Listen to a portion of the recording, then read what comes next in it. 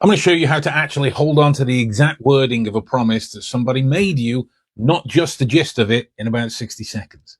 If you look at the work of psychologists Charles Brainerd and Valerie Rayner, they spent decades building what they call fuzzy trace theory. That's your brain storing two separate versions of most things that you hear, a gist trace and a verbatim trace. The gist survives while the verbatim fades within hours unless you deliberately protect it. So if someone tells you, I'll have the numbers to you by Friday, all three quarters, not just Q3. And then a week later, you remember that they said they'd send the numbers, something along those lines.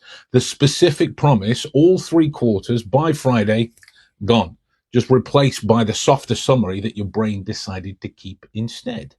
Lord Robertson Simon learns this the hard way in The Adventure of the Noble Bachelor. His new bride vanishes from her own wedding breakfast, and it turns out an earlier promise made in private years before to a man named Francis Hay Moulton was the one that actually held. The public vow was gist. The private one was verbatim, and it won, according to Holmes. The fix is simple, and almost no one does it.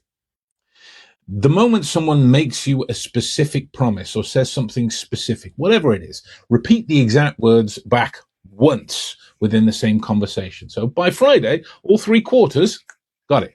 That single repetition forces your brain to lay down a verbatim trace instead of just letting it soften straight out into the gist of whatever it is. Say it back once and the wording sticks for weeks sometimes. Some promises are made casually and they aren't meant to be held to the letter. So use this one for the ones that matter, not every offhand comment. The test is simple. If you'd be annoyed to find out later it wasn't kept exactly, it's worth the 10 seconds it takes to try and lock that piece of information in.